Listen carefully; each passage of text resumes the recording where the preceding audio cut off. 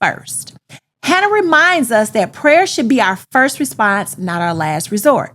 There is power in prayer. There is strength in prayer. There is peace in prayer. The woman who learns to pray becomes a powerful influence in her home, her family, and her community because she understands that true strength comes from dependence upon the Most High. Check out purposelyhere.com where you will find my self-published book. Purposelyhere.com also has exclusive merchandise for men, women, and kids. Purposelyhere.com is also available on your mobile devices. Stay tuned and enjoy the video. Welcome back to our Great Women of Scripture series. Today we are looking at Hannah, a woman whose story teaches us about faithful prayer, patience, trust, and the power of influence that begins long before anyone else sees the results. Hannah is one of the most remarkable women in all of Scripture because her life reminds us that some of the greatest victories are won in private through prayer before they are ever seen in public. Her story is found in 1 Samuel chapter 1 and 2. Israel was living during a difficult time. The nation was struggling spiritually, leadership was weak, and many people had drifted away from the ways of the Most High. Yet in the middle of that darkness, the Most High was preparing to raise up a prophet who would help guide his people. Before that prophet ever stood before kings, before he ever spoke the word of the Most High to the nation, there was a faithful woman praying. That woman was Hannah. Hannah was married to Elkanah, and Scripture makes it clear that her husband loved her. Yet despite that love, Hannah carried a burden that weighed heavily upon her heart. She was barren. She desired a child, but year after year, the desire remained unfulfilled. To make matters even more difficult, Peninnah, Elkanah's other wife, had children and continually provoked Hannah because of her condition. Many people know what it feels like to carry a burden that others do not understand. Some have prayed for years about a situation. Some have cried in private while smiling in public. Some have wondered why blessings seem to come easily to others while their own prayers appear unanswered. Hannah understood those feelings. Yet, what makes Hannah extraordinary is not the trial she faced. What makes her extraordinary is how she responded to it. The first lesson we learned from Hannah is that she demonstrated faith through prayer.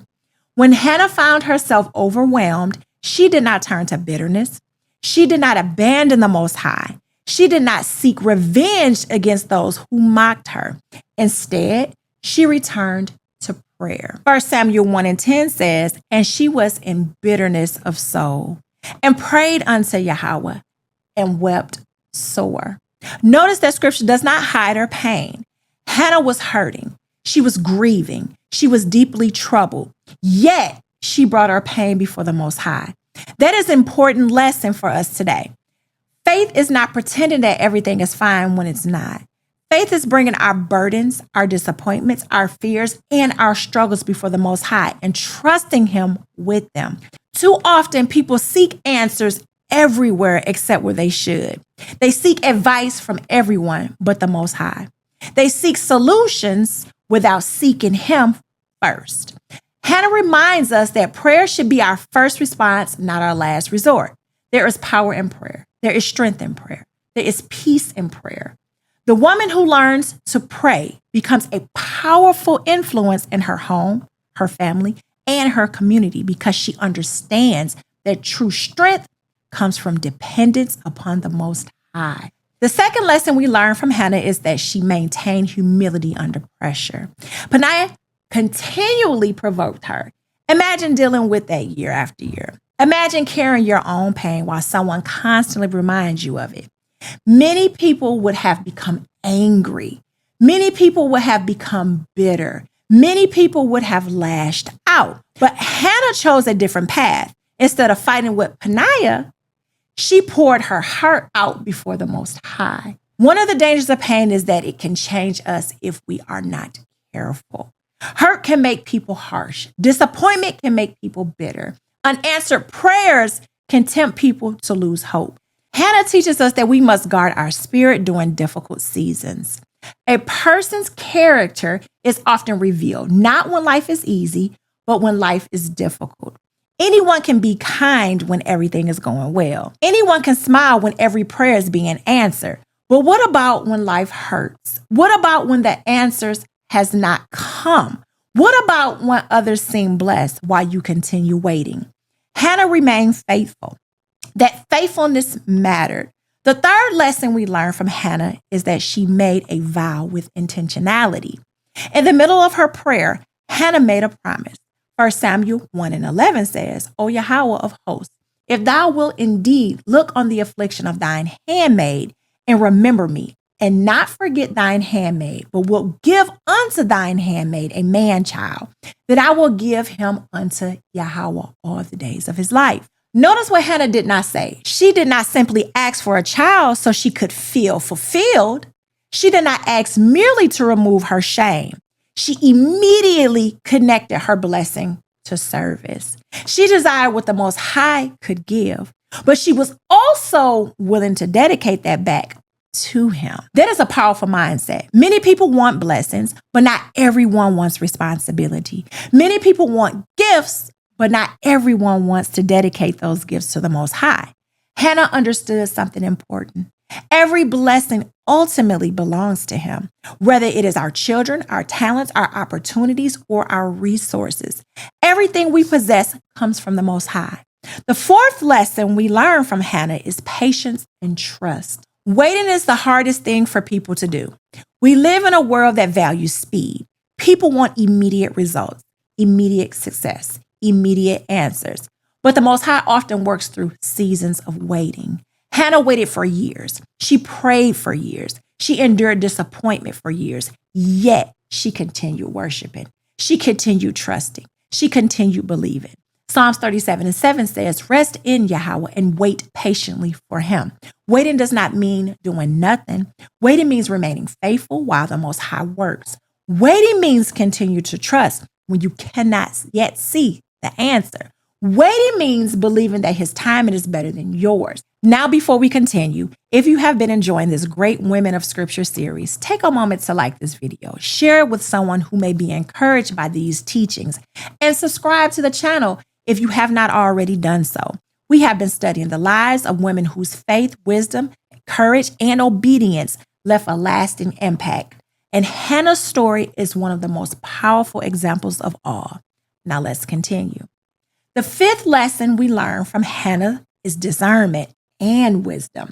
While Hannah prayed, Eli the priest observed her. Because her lips were moving and no words were being heard, he assumed she was drunk. How easy would it have been for Hannah to become offended? How easy would it have been for her to react in anger?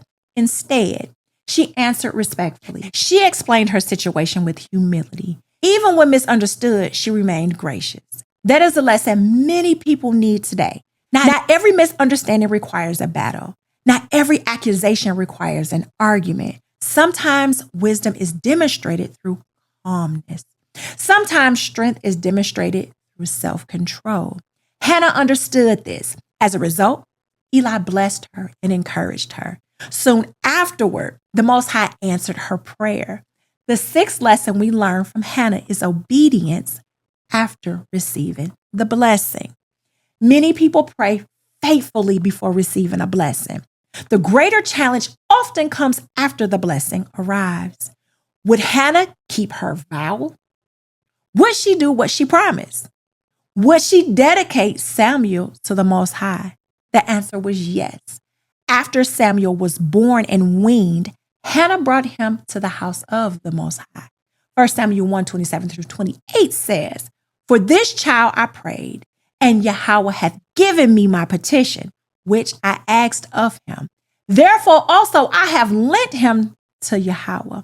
As long as he liveth, he shall be lent to Yahweh. Imagine the sacrifice involved. This was the child she had prayed for, the child she had waited years to receive. Yet she honored her commitment. That kind of obedience requires tremendous faith.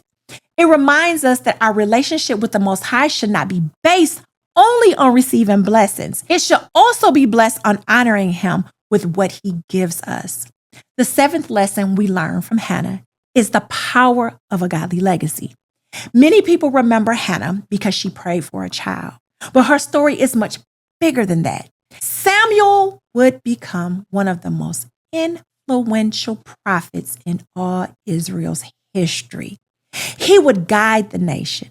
He would anoint kings. He would help shape the future of Israel. Yet before there was Samuel the prophet, there was Hannah, the praying mother.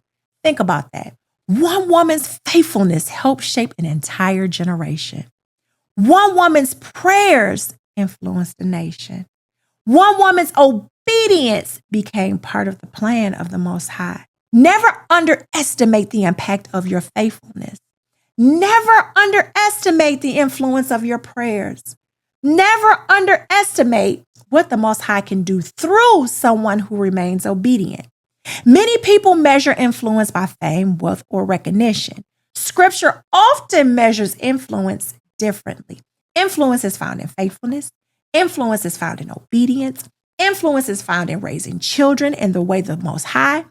Influence is found in prayer. Influence is found in trust. One of the most beautiful parts of Hannah's story is found in 1 Samuel chapter 2, when she offers a prayer of praise to the Most High. After years of waiting, years of tears, years of trusting, Hannah worshiped. She understood that her blessings came from him. She understood that he had remembered her. She understood that he was worthy of praise. Her story did not end with receiving an answer. It ended with worship. That is where every blessing shall ultimately lead us. As we close, Hannah reminds us that some of the greatest influence a woman can have does not come through position, status, wealth, or recognition. It comes through faithfulness of prayer, patience and endurance, humility and obedience, and trust in the Most High. Her story teaches us that what begins in private prayer can impact generations. Because Hannah remained faithful, Samuel was born. Because Samuel was born, Israel received a prophet. Because Israel received a prophet, kings were established, and the plan of the Most High continued forward. Hannah's life is proof that waiting is not wasted when we are waiting on the Most High. She teaches us that faith remains faithful before that answer arrives. She teaches us that trust matters. Most importantly, she teaches us that the Most High is able to do exceedingly above what we can see when we continue to place our confidence in him. Thank you for joining me for another episode of our Great Women of Scriptures. If this lesson encouraged you, be sure to like, share, and subscribe. And join us next time as we continue our journey through the women of Scripture and examine the life of Miriam, a woman whose courage, leadership, and praise played an important role in the history of Israel. Until next time, continue seeking the Most High, continue walking in faith, and continue allowing his word to guide your life. Again, make sure you like, share, and subscribe to my channel. And do not forget to check out my website, purposelyhere.com, where you will find all 3 of my books, with the most latest book being a book of accountability. Until next time, you all stay safe and peace.